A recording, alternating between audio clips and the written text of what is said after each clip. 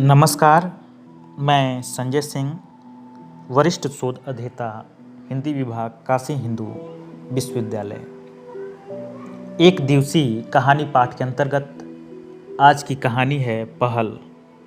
जी हाँ, कहानी का शीर्षक है पहल। खुशनुमा सुबह थी।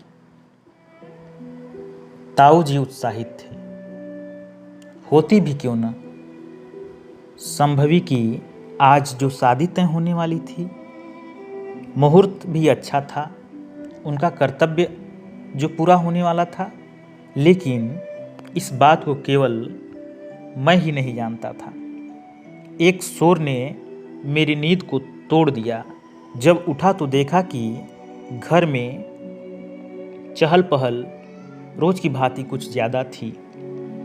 पूछने पर पता चला कि घर में संभवी को देखने के लिए मेहमान आने वाले हैं। खाट पर नए नए चादर बिछाए जा रहे थे और श्याम भी सब्जियां खरीदने के लिए हाट बाजार गया हुआ था। ताऊ जी घर में हिदायत दे रखे थे कि आज प्रीति व नम्रता घर से बाहर न निकलें। उन्हें भय था कि इनकी सुंदरता शादी टूटने का कारण न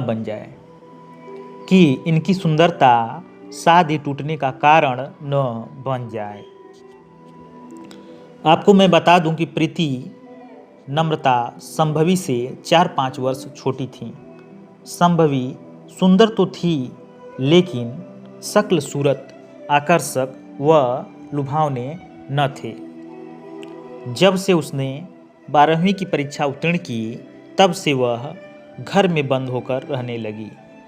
उसने पढ़ने की इच्छा जाहिर की, लेकिन ताऊ जी ने साफ इनकार करते हुए कहा कि तुम्हारे साथ पढ़ने जाने वाली और भी कोई लड़की है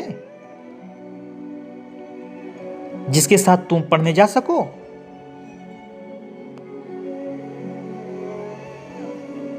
आज भी अधिकतर गांवों में लड़कियों को 12वीं के ऊपर पढ़ाने के लिए लोग तैयार नहीं होते हैं, चाहे वह पढ़ाने में अक्षम हो या घर वालों को कोई दूसरा भय सताता हो। संभवी की बड़ी बहन स्नातक कर चुकी थी, क्योंकि उसके साथ पढ़ने जाने के लिए गांव की और भी लड़कियां थीं। संभवी चाहकर भी स्नातक की पढ़ाई नहीं कर पा रही थी। घर वालों के देखभाल के सिवा वह करती भी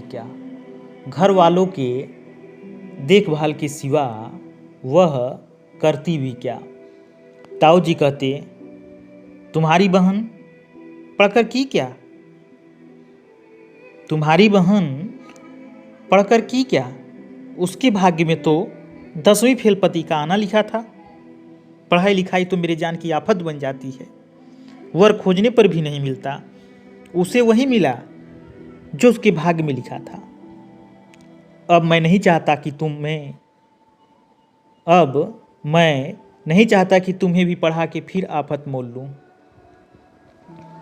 अच्छा तो यह है कि तू सिलाई उलाई सीख लो, यही तुम्हारे जीवन में काम आएगा। आखिर ससुराल में जाकर घर बासन ही तो करना है, न कि कलेक्टरी। संभवी इस जिद पर अड़ी रही कि मुझे आगे पढ़ना है, लेकिन उसकी कोई एक न सुनी। इसका जिम्मेदार चाहे गांव घर की परिस्थिति रही हो या कोई और। संभवी का किताबों से नाता टूटे 2 वर्ष बीत चुके थे और वह पूरे लगन से घर की जिम्मेदारी संभाल ली थी। श्याम दौड़ता हुआ घर आया, कहा कि मेहमान जी पनवाड़े की दुकान पर पान खाते हुए ताऊ जी का नाम पूछ रहे थे। इतना कहना था कि ताऊ जी जोर से आवाज लगाए, अरे श्याम बेटा, सुनते हो? इकबाल नरेश जी आए हैं। मुंह पैर धोने के लिए कुएं से ताजा जल तो ले आ। श्याम फौरन ठंडा जल लेके आता है और इकबाल नरेश जी का मल मल के हाथ पैर धोता है।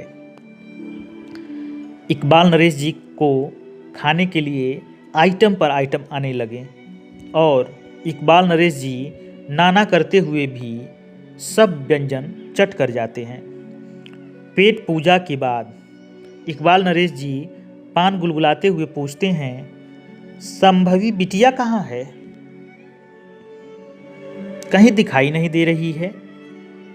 तभी ताऊ जी आवाज लगाते हैं, अरे संभवी बिटिया कहाँ हो? अलमारी से इकबाल नरेश जी के लिए चौसा आम तो लेती आ। संभवी प्लेट में चौसा आम काट कर लाती है और प्लेट को मेज पर रखकर जाने लगती है। तभी नरेश जी नाक सिकोड़ते हुए पूछते हैं, कितने तक पढ़ी हो? जवाब आता है 12 तक। इंटर की परीक्षा किस वर्ष पास की हो? संभवी हड़बड़ी में 2008 के स्थान पर 1998 बता देती है। नौकरी का साक्षात्कार एकाएक समाप्त हो जाता है। इकबाल नरेश का बेटा भले ही 10वीं फेल व आवारा था, लेकिन उनको उच्च पढ़ी लिखी लंबी तंबी आकर्षक लड़की चाह रही थी जो संभवी में न था। इकबाल नरेश जी जाते हुए ताऊ जी से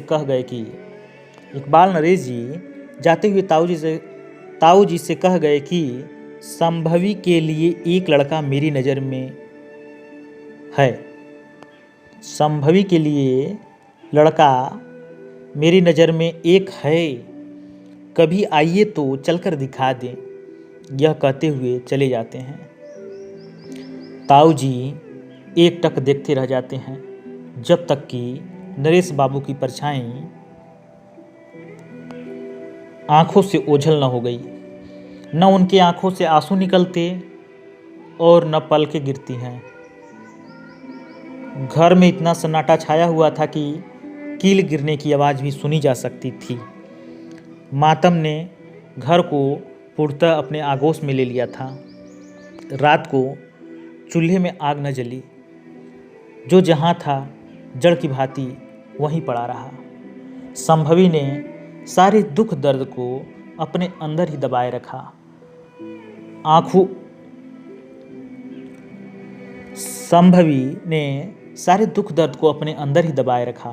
आंसुओं को आंखों में कैद कर ली, जो आंखों की दीवारों से आज़ाद होकर बह जाना चाहती थी। कुछ समय बाद संभवी ने पुनः ताऊ जी से पढ़ने की इच्छा जाहिर की और बोली, मुझे आगे पढ़ने के लिए किसी कॉलेज में नाम लिखाने की ज़रूरत नहीं है। मैं घर पर रहकर भी पढ़ाई जारी रख सकती हूँ। इस बार ताऊ जी संभवी को पढ़ने से न रोक सके। वो पढ़ाने के लिए राजी हो गए। समय बीतता गया। संभवी ने ओपन विश्वविद्यालय से MBA की पढ़ाई पूरी कर एक अच्छी नौकरी प्राप्त कर ली। अब संभवी से शादी करने के लिए एक से बढ़कर एक रिश्ते आने लगे।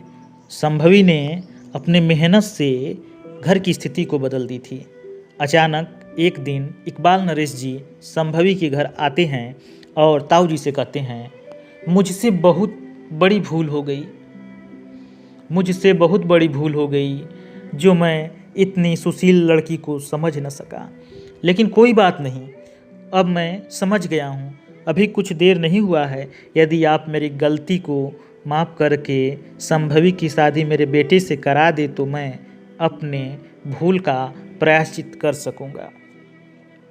एक बार ताऊ जी के मन में आया कि इकबाल नरेश जी को घर से निकाल दे, लेकिन वह जानते थे कि उनका सहज स्वभाव ऐसा कभी नहीं कर सकेगा, इसलिए कुछ नहीं कह सके। ताऊ जी से कुछ जवाब न पाकर इकबाल नरेश संभवी के पास जाकर कहते हैं, मुझे माफ़ कर दो बेटी संभवी, इसमें आपकी गलती नहीं थी। शायद ईश्वर ने यही होना लिखा था। माफ़ी मांगकर मुझे शर्मिंदा न करें। संभवी बेटी, क्या तुम मेरे बेटे से शादी करने के लिए तैयार हो? ईश्वर को यह भी मंजूर नहीं कि मैं शादी करूं। मैं शादी नहीं कर सकती। क्यों? अब मुझे समाज और देश की सेवा करनी है, ताकि अब कोई परिवार ऐसी त्रासदी को न झेले जो मेरे परिवार वालों को झेलना पड़ा।